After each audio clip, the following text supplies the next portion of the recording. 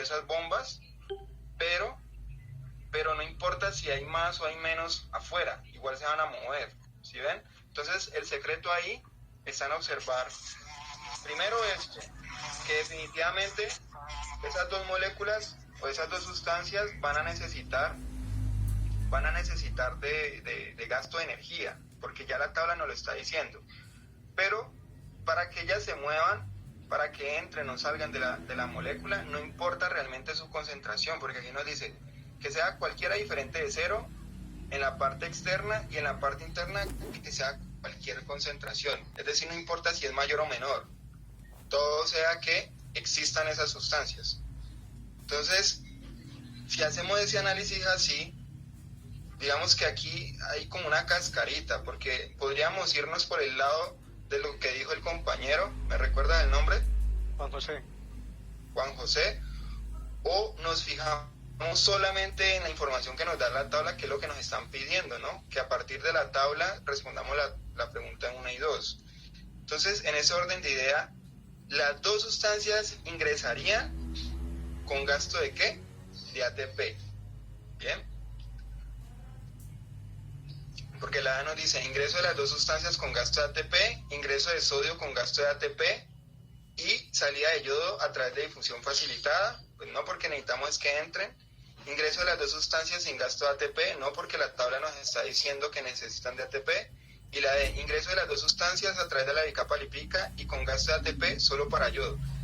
Digamos que la opción D se ajusta a lo que Juan José mencionó, que la primera se movería por difusión simple y la segunda se movería por transporte activo. Entonces la primera se movería y no necesitaría de energía, y el yodo sí necesitaría de gasto de ATP. Pero si nos fijamos en la tabla, y nos fijamos en estas dos columnas, nos damos cuenta que realmente no importa si hay mayor o menor cantidad en un lado o en el otro. Las dos van a poderse mover siempre y cuando haya energía. Entonces, por esa razón se ajusta más la pregunta, y la situación que nos están dando se ajusta más a esta respuesta, a la A. ¿Quedó claro, jóvenes? Sí, señor.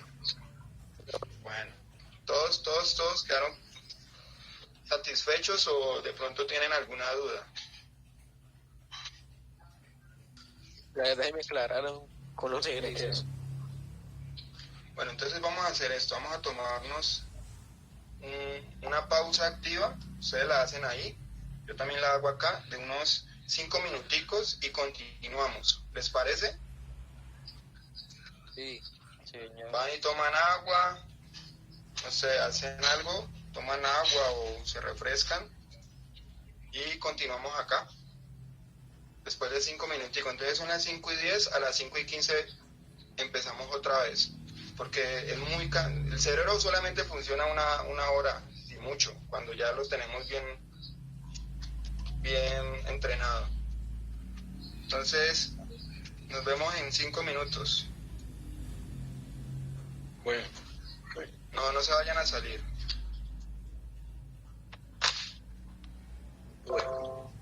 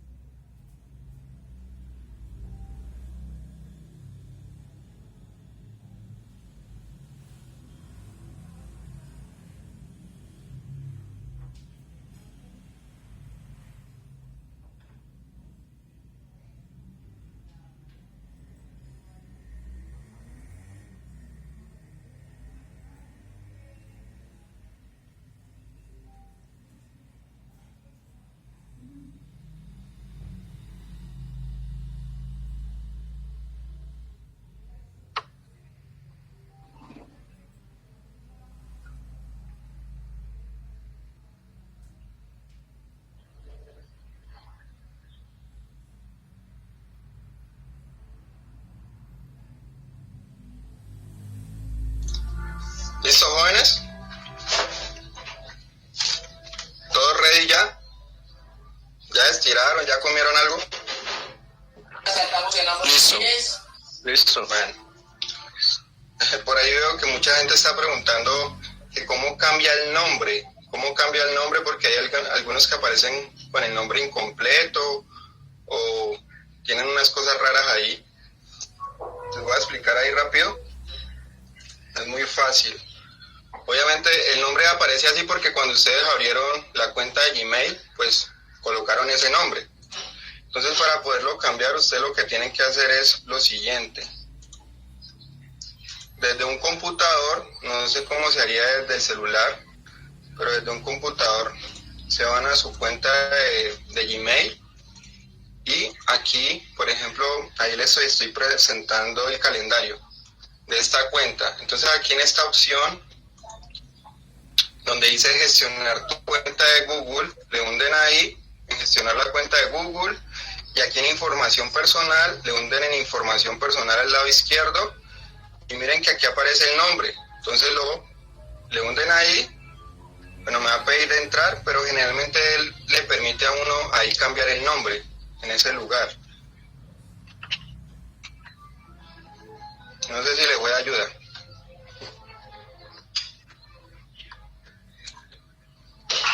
Sí, profe, gracias. Vale.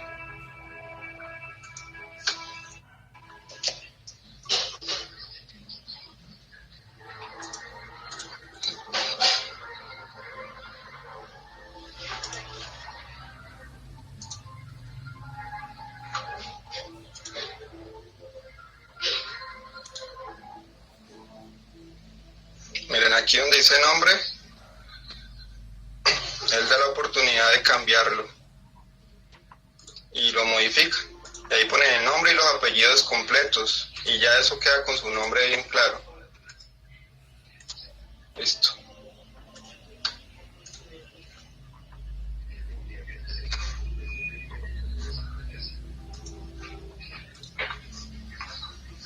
Bueno, entonces continuamos. Resulta y acontece que yo les contaba a ustedes que las células podrían estar en diferentes fluidos, bueno, están rodeadas de fluido, pero resulta que ese fluido puede tener diferentes concentraciones. Entonces, dependiendo de la concentración en que se encuentra ese fluido, la forma de la célula puede adquirir diferentes, digamos, formas, por decirlo y valga la redundancia. Entonces, aquí tenemos un ejemplo para entender los tipos de soluciones a los cuales se puede encontrar una célula, los tipos de soluciones o tipos de fluidos en los cuales se puede encontrar una célula. Básicamente son tres tipos de fluidos y dependiendo del fluido en que se encuentre la célula, pues la célula va a adquirir una forma diferente. Entonces están las soluciones isotónicas, las soluciones hipertónicas y las soluciones hipotónicas. Bien, no sé si ustedes recuerdan esto de sus clases, de por allá, o han estado estudiando y viendo este tema y de pronto no lo entendieron y pues es la oportunidad de entenderlo. ¿Qué significa que esto sea una solución isotónica?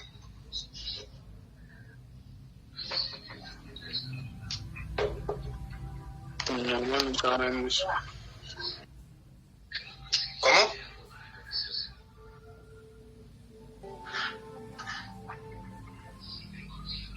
Bueno, les intentaré aquí explicar. Vamos a imaginar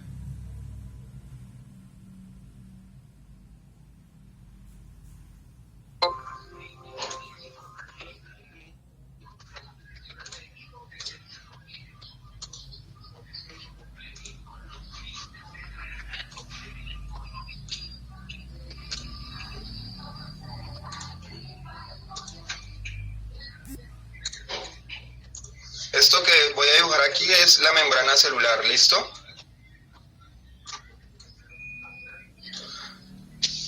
Con circulitos voy a representar moléculas de agua, la parte interna, perdón, la parte externa y la parte interna. Y con circulitos voy a representar moléculas de agua.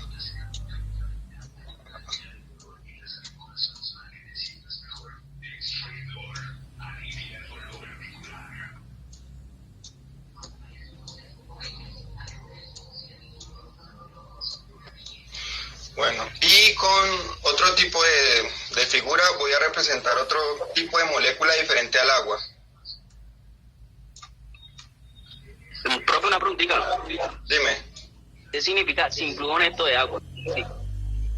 ¿Cómo? ¿Cómo así sin flujo neto de agua? Sin flujo neto de agua significa que, ya te explico con esto, Vale, gracias. para que entiendan esto que dicen acá. Entonces, miren, aquí tenemos la parte externa y la parte interna, ¿cierto? Las moléculas de agua se mueven mediante un transporte que se llama ¿cómo? ¿Cómo se llama? Osmosis.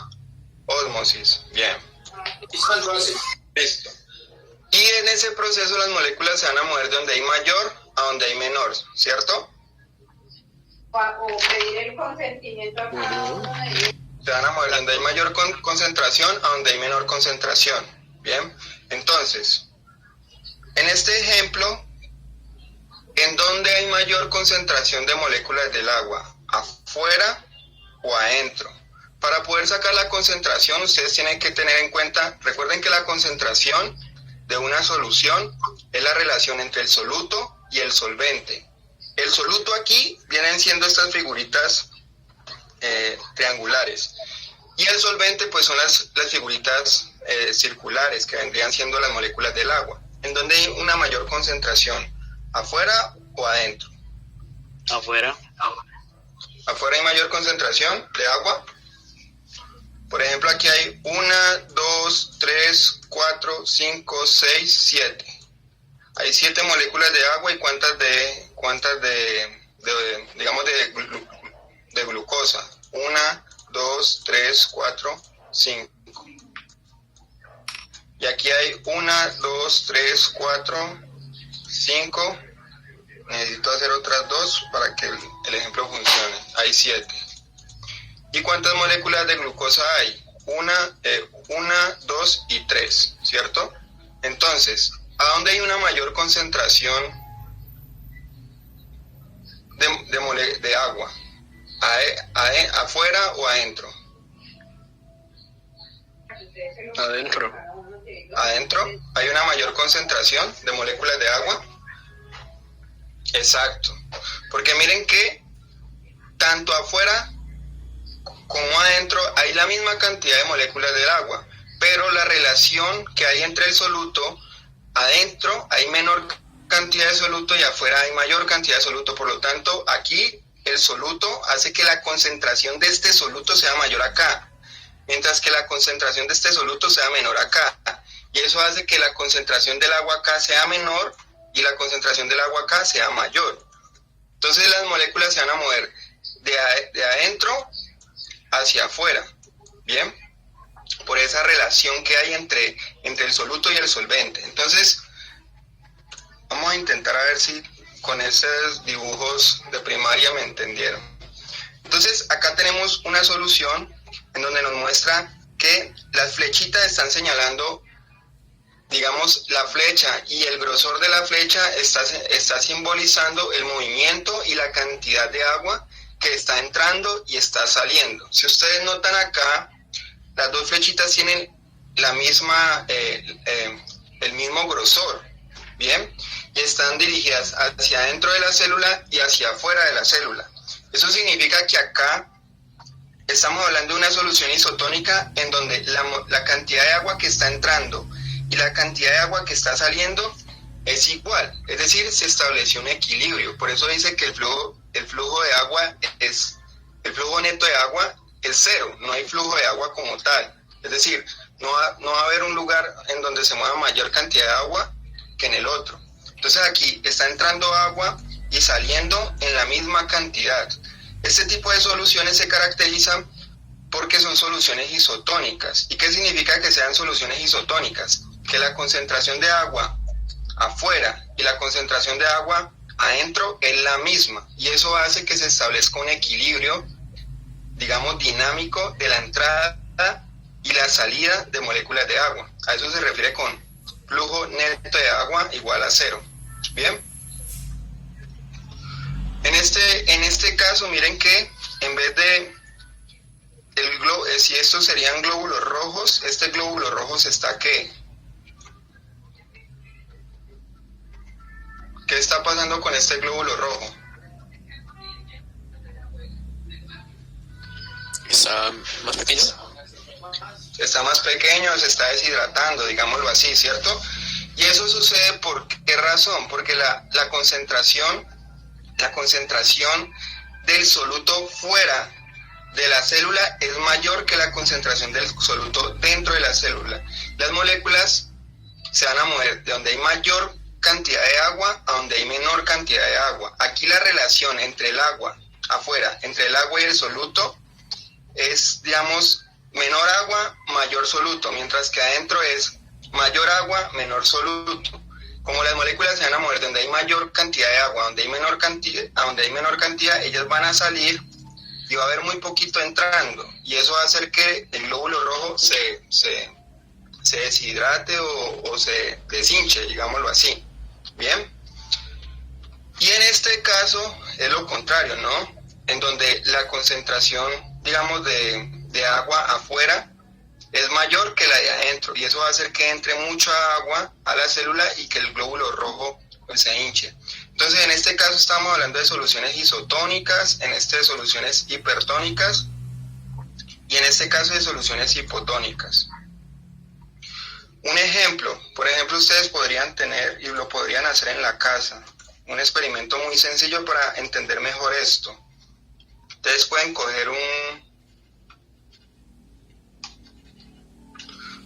dos recipientes y en uno de los recipientes echar agua y echarle, yo qué sé, unas 3 cucharadas de sal, bien, a un recipiente. Entonces cogen un recipiente y le agregan agua con sal, y cogen otro recipiente y le agregan agua de grifo, bien. Entonces luego cogen un pedazo de lechuga y le agregan en cada uno de esos recipientes. ¿Qué va a pasar con el pedazo de lechuga en donde hay agua con sal, y qué va a pasar con el pedazo de lechuga donde no hay agua con sal, donde solamente hay agua pero no hay sal? ¿Qué va a pasar? En estos casos, ¿cuál sería la solución hipertónica y cuál sería la solución hipotónica o isotónica? La hipotónica sería con el agua con sal y ¿no? No, porque ¿en dónde hay mayor cantidad de sal? Adentro, por ejemplo, en este caso, ¿en dónde hay mayor cantidad de sal? ¿Adentro de la célula o afuera? Recuerda que la sal es NaCl. Exacto, hay más cantidad de sal afuera. Entonces, ¿en dónde hay menor cantidad de agua? ¿Afuera o adentro? En el interior.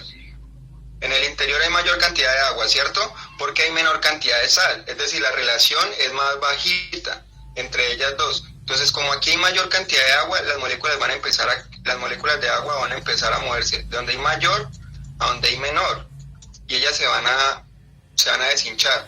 Obviamente, si ustedes piensan en esto sin tener en cuenta el término concentración, porque la clave de esto es entender qué es concentración. Obviamente afuera va a haber más cantidad de moléculas de agua que adentro de una célula. Una célula es microscópica, estamos hablando de un vaso que le caben por ahí unos 200 mililitros de agua, ¿cierto?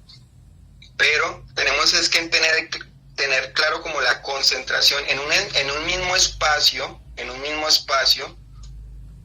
volumen. Si comparamos la concentración de agua afuera y adentro, la concentración de agua en este caso es mayor adentro de la célula y es menor afuera de la célula. Por eso las moléculas de agua se van a mover de donde hay mayor a donde hay menor, por ese proceso que llama ósmosis. Este caso sería un ejemplo de soluciones hipertónicas. Y este caso podría ser un ejemplo de soluciones isotónicas o soluciones hipotónicas, pero pues cuando ustedes hagan el experimento y lo llegan a hacer, ustedes se van a dar en cuenta que a las células de la lechuga no le pasa nada. Así como la textura que tenía antes de meterla, cuando la saque, después de unos 30 minutos, va a tener la misma textura. y es porque estamos hablando de que este medio es un medio isotónico, es decir, la cantidad de agua que está entrando es la misma que está saliendo. Entonces ellas no se van ni a deshinchar ni a hinchar. ¿Bien? ¿Y por qué es isotónico? Pues porque ustedes saben que en el agua, además de agua, hay otras sustancias. Por ejemplo, al agua para tratarla le echan cloro. Y nosotros consumimos ese cloro cuando tomamos agua. Sino que el cloro, pues, es un componente importante de nuestro cuerpo y por eso no nos hace daño. ¿Bien? ¿Quedó claro más o menos esto? Obviamente esto en clase es más fácil con el tablero. Aquí me toca con el mouse. ¿Cómo? ¿Quedó claro?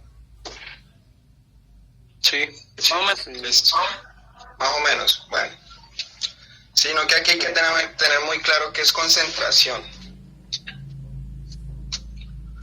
Bueno, y pues la otra estructura es el núcleo. Nos queda media hora, entonces yo creo que alcanzamos a hablar del ADN. Entonces la otra estructura es el núcleo, que es la región de la célula donde se encuentra el material genético, como ya les había contado. Está organizado en hebras de ADN y acompañado de una gran variedad de proteínas. Especialmente las más importantes son las histonas, que las cuales ustedes ya también saben cuál es su función. Son las que permiten condensar el ADN.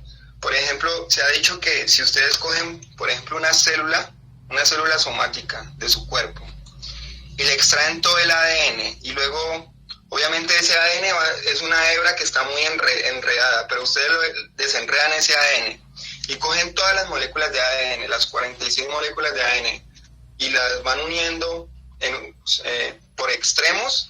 Más o menos la longitud que le da eso son unos 5 centímetros, más o menos lo que se ha calculado. Es decir, ustedes extrayendo todo el ADN en una célula somática suya, una célula de su piel, extrayendo todo el ADN y uniendo los extremos de ese ADN, de las 46 moléculas de ADN que hay, la longitud que tendría eso es aproximadamente 5 centímetros. Entonces, las histonas son muy importantes. ¿Por qué? Porque permiten que algo que es de tanta longitud quepa en algo tan chiquito, que inclusive es más chiquito que el punto que estoy haciendo acá en la imagen. No sé si lo están viendo. ¿Bien? Entonces, las histonas permiten que el ADN se pueda compactar. La función del núcleo, pues, es mantener la integridad de los genes y controlar la actividad celular a través de la expresión genética. Y esto es un tema muy importante que tenemos que abordar, ya sea en esta clase o en una próxima clase, el concepto de expresión genética.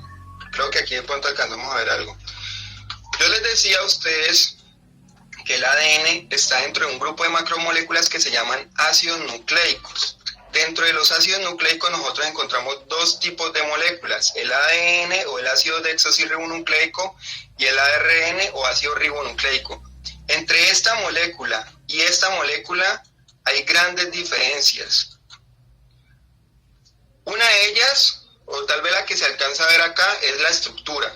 Por ejemplo, el ARN es de cadena simple, solamente está hecha de una sola cadena, mientras que el ADN es de cadena doble, una cadena y dos cadenas. ¿Bien? Para uno poder producir un ácido nucleico necesita de unos ladrillos estructurales. Haga de cuenta como cuando uno le paga a un albañil para que le suba un muro. Ese albañil va a necesitar de ladrillos y va a necesitar de cemento y de tierra, ¿cierto? Para poder construir la pared. Para usted poder construir una molécula de ADN necesita también de unos ladrillos estructurales. ¿Alguien sabe cómo se llaman esos ladrillos estructurales? ¿Tienen idea? Nucleótidos. Nucleótidos, muy bien. ¿Y cuál es la estructura de un nucleótido? Es decir, el nucleótido tiene tres partes. Un grupo fosfato, una molécula de azúcar que es la pentosa. Ajá. Y una base nitrogenada que puede ser púrica o una purina o una pirimidina. Exacto, muy bien. Entonces, esto sería un nucleótido. Esto que ustedes ven acá. Este sería el nucleótido ejemplo del ADN y este sería el nucleótido ejemplo de un ARN. Lo que ella decía es que el nucleótido es una molécula y es una molécula pues pequeñita que constituye o construye la molécula de ADN o el ARN, y que se compone de 3 partes: el grupo fosfato, un azúcar y la base. Igual que en el ARN tenemos el grupo fosfato, un azúcar y la base. Porque hay aquí podemos ver otra diferencia entre el ADN y el ARN. El ADN en su azúcar, en el carbono 2, el carbono 2 está enlazado químicamente solamente con un átomo de hidrógeno. Aquí no hay un grupo hidróxido. Mientras que en el ARN, el carbono 2 tiene un grupo hidróxido. Bien, entonces aquí hay una diferencia entre el azúcar del ADN y el azúcar del ARN. Y eso hace que el azúcar acá del ADN sea una desoxirribosa, mientras que el azúcar del ARN sea una ribosa. Por eso se llama ácido desoxirribonucleico y en este caso se llama ácido ribonucleico. Bien. En esta parte de acá de la base, que le llamamos base nitrogenada, aquí pueden haber varios tipos de bases nitrogenadas. Son 5 principalmente: la adenina, la guanina, la timina y la citosina. Yo les menciono 5 porque también hay otra base nitrogenada que se llama uracilo. Cada base nitrogenada está representada o simbolizada con una letra. Por ejemplo, la adenina con la A, la guanina con la G, la timina con la T y la citosina con la C. Para poder construir la molécula de ADN, ¿cierto? Miren que aquí tenemos cada uno de los ladrillos estructurales.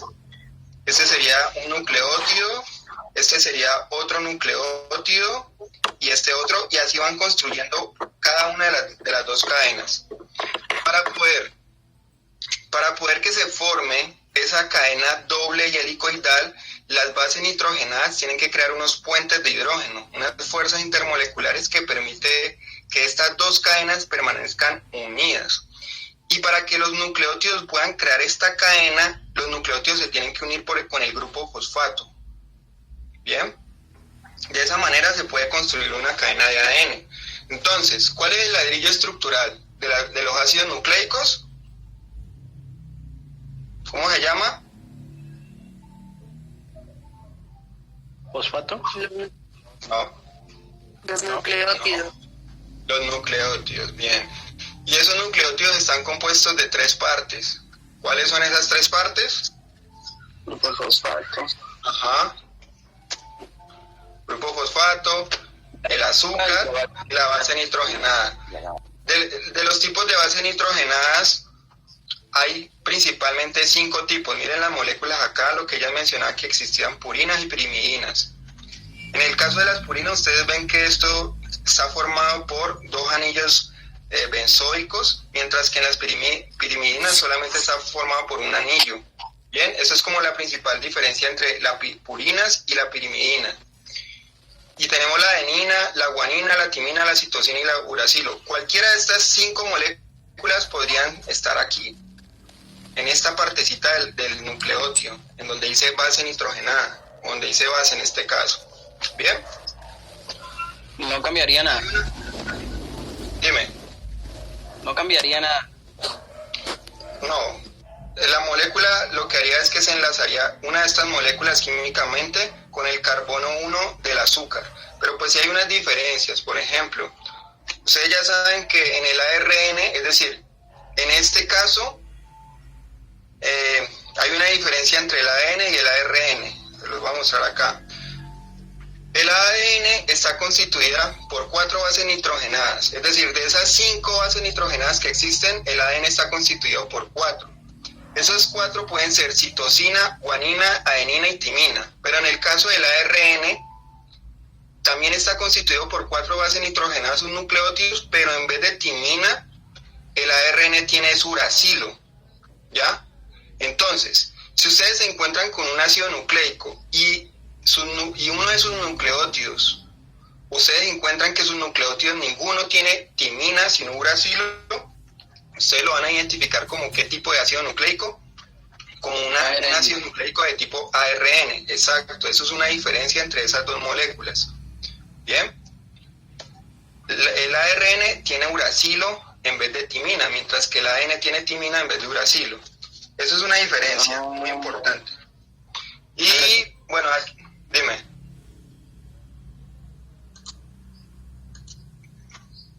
gracias. Vale.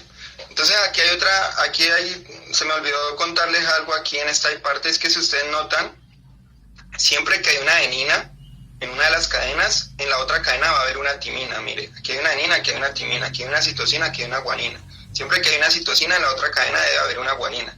Resulta que para poderse establecer esta cadena doble helicoidal, las bases nitrogenadas son complementarias. Es decir, yo no puedo crear un enlace de hidrógeno entre una adenina y una guanina, o una adenina y una citosina, porque no son complementarias, digámoslo así, porque no son parceras. Bien, mientras que si hay complementariedad de bases entre la adenina y la timina, o la citosina y la guanina. Entonces, si en una cadena hay una adenina, en la otra cadena debe haber una timina.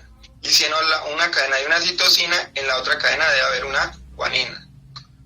No sé si esto lo sabían, lo de complementariedad de bases, pero hay veces en las pruebas de estado pues lo van a requerir, es lo más seguro, y en ocasiones a uno se le olvida quién es con quién, si A con G, o A con C, o T con C, o T con G. Entonces, yo cuando estaba más pelado me recordaba esto, y era que la C y la G son como letras que se parecen mucho, ¿no? ¿No lo notan? Se parecen mucho, entonces yo recordaba eso, la C y la G, porque se parecen, y luego me queda la I y la T. ¿Listo? Sí. Bueno, entonces, ¿se acuerdan que yo les explicaba a ustedes, les decía ahora que en el núcleo ocurría algo muy importante, que era que controla la actividad celular a través de la expresión genética? Bueno, les voy a decir qué es expresión genética. Expresión genética es el conjunto de procesos que ocurren dentro de una célula para poder que, a partir del ADN, la información genética que hay en esta molécula de ADN, ella se pueda transmitir y volverse algo real, como una proteína. Bien, entonces a partir del ADN se logra sintetizar o se logran producir las proteínas de nuestro cuerpo. Esas proteínas tan importantes que nosotros necesitamos, como la hemoglobina, la insulina, la queratina, todas esas proteínas que conforman nuestro cuerpo, las sintetizamos gracias a la información que está contenida en la molécula de ADN, y ese proceso mediante el cual esa información es transmitida se llama expresión genética. La expresión genética se divide en dos pasos. El primer paso es la transcripción y el segundo paso es la traducción. Aquí están en inglés, se los estoy traduciendo. Que la transcripción es algo muy sencillo, es el paso, la molécula de ADN se transcribe o se replica o se copia a una molécula de ARN. Y ese ARN se llama ARN mensajero. ¿Por qué se llama ARN mensajero? Porque es el encargado de llevar la información que estaba contenida en el ADN y que ahora pasó a ser contenida en una molécula de ARN, y la va a llevar a una estructura que básicamente es como una fábrica de producción de proteínas. ¿Alguien sabe cómo se llama? Ribosoma. Los ribosomas, muy bien. Entonces, en los ribosomas es donde se ensamblan las proteínas o se sintetizan las proteínas. Para yo poder producir una proteína, ¿qué necesito? Así como los ácidos nucleicos tienen ladrillos estructurales, las proteínas también tienen ladrillos estructurales. Y nosotros estamos muy familiarizados con ello. Los aminoácidos, por ejemplo, cuando uno está en el gimnasio, uno consume aminoácidos porque la idea es construir proteínas, proteína muscular. Entonces, aquí es donde se ensamblan los aminoácidos para poder construir esas proteínas tan importantes para nuestro cuerpo, a partir de esos procesos que se llaman transcripción y traducción. Bien, en una célula procariota, todo este proceso, todo esto que están viendo acá, ocurre en el citoplasma de una célula procariota. Pero en una célula eucariota sí hay una distinción del lugar donde ocurre cada uno de ellos. La transcripción ocurre dentro del núcleo, mientras que la traducción ocurre en una parte que se llama retículo endoplasmático rugoso, que es donde están los ribosomas pegados a esas estructuras. Y eso ya es fuera del núcleo, es decir, en el citoplasma. ¿Quedó claro esta partecita de que es más o menos expresión genética? Sí. Listo. Entonces, miren, vamos a ver un videito ahí cortico creo que luego viene la pregunta tipo ICFES. Vamos a ver un videito cortico. Ustedes me dicen si eso tiene sonido porque no sé si se comporta con sonido.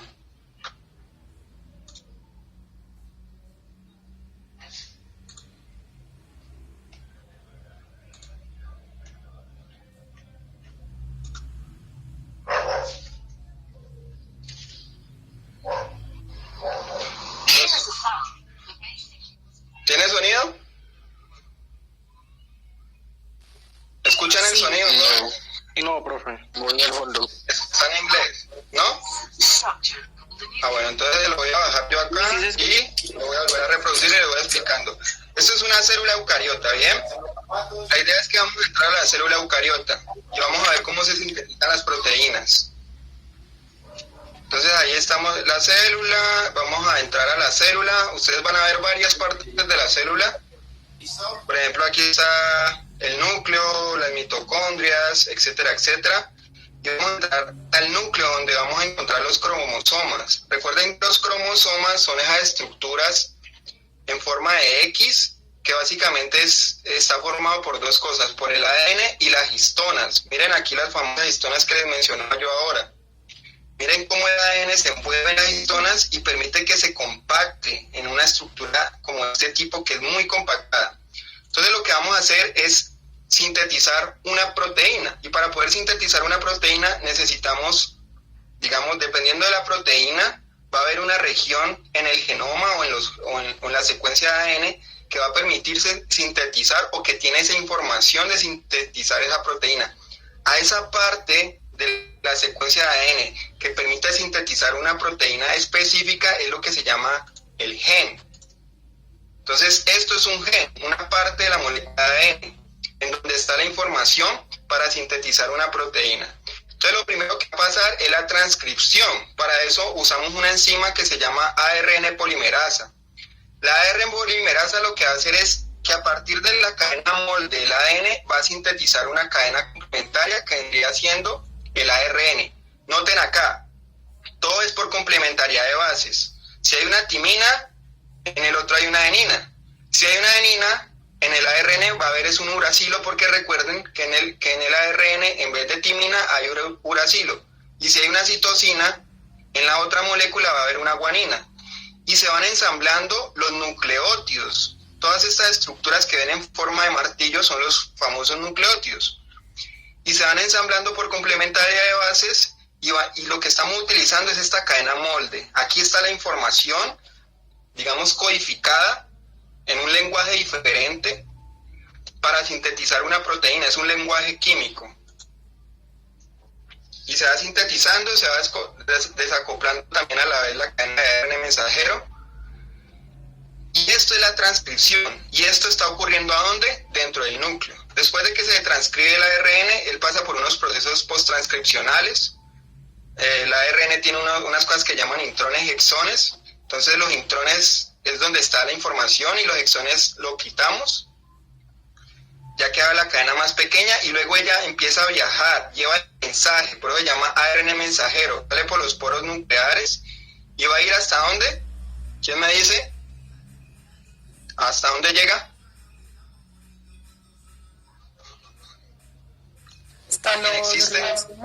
Hasta los ribosomas, muy bien. Entonces miren aquí ahora esta cadena se acopla al ribosoma.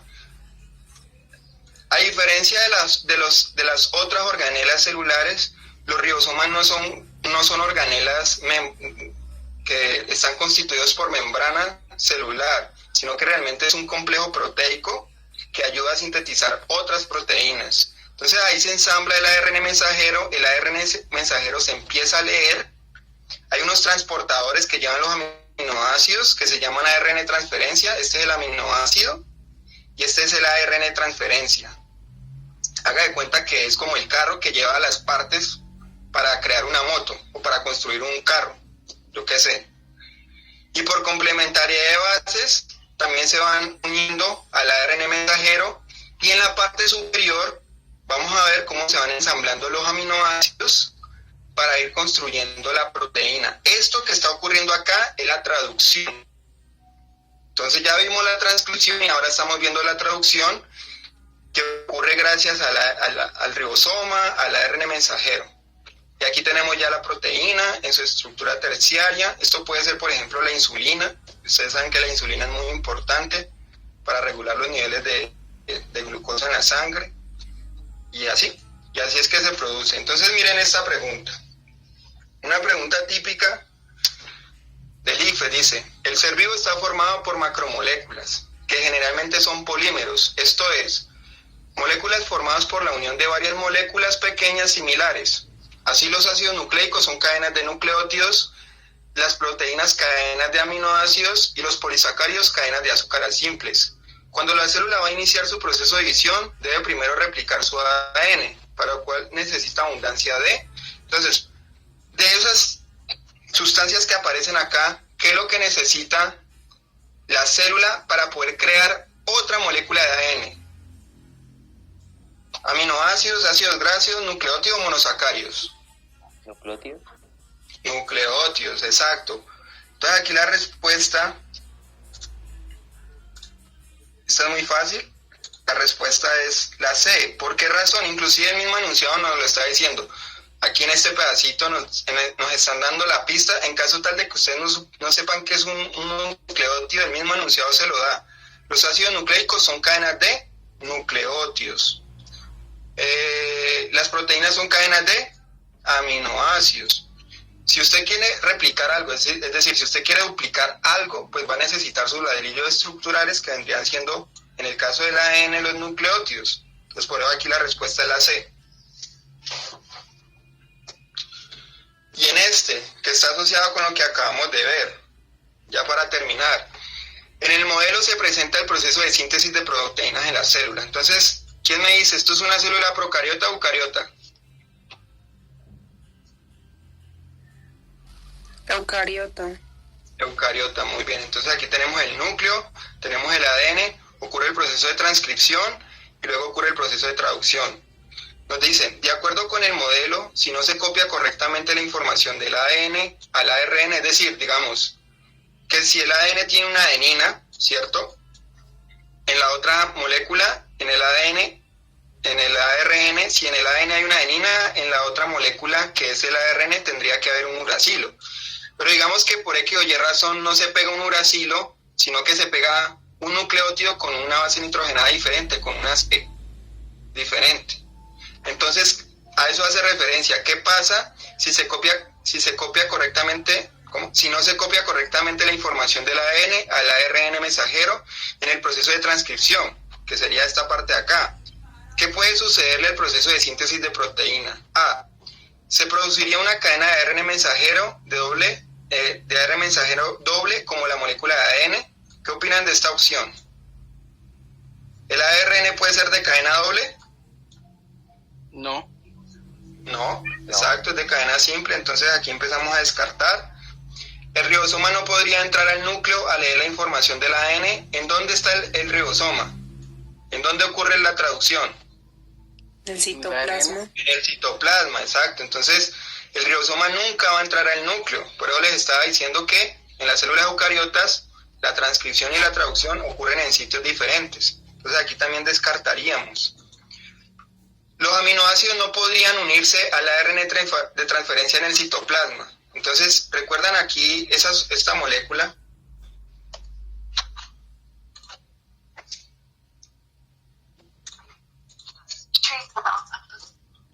Esta molécula que ustedes ven ahí es el ARN transferencia y ellos son los encargados de llevar el aminoácido al ribosoma. Resulta que en la parte inferior de ese ARN de transferencia hay un conjunto de 3 bases nitrogenadas. Ese conjunto de 3 bases nitrogenadas se llama codón. Y ese codón lo que va a buscar es su codón complementario para poderse unir, ¿ya? Si, por ejemplo, aquí no fuese G, sino que sería una T, porque en el proceso de transcripción se copió mal esto, entonces este ARN de transferencia no se podría ligar aquí correctamente. O se ligaría, pero tendría un aminoácido diferente al que tendría que tener la proteína. Entonces sería una proteína defectuosa. Entonces aquí la respuesta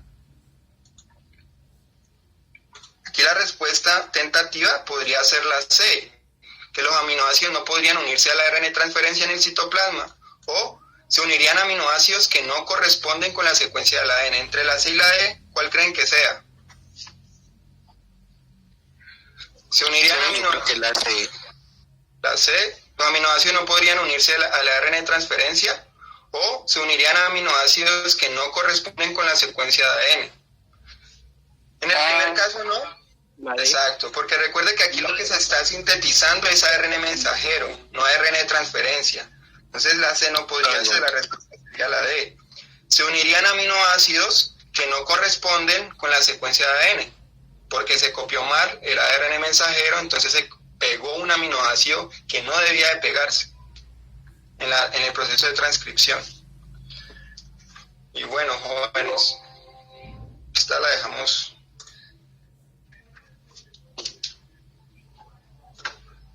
para después, cuando estemos viendo un poquito más de transcripción y traducción. ¿Listo? Bueno, entonces hay 26 personas, habían como 29, seguramente algunos se salieron. Entonces vamos a hacer una retroalimentación. Necesito oírlos hablar a todos. ¿Les pareció bien la clase? ¿Aprendieron? ¿Les quedó faltando algo? Pueden hacer críticas constructivas para las próximas clases si las hay.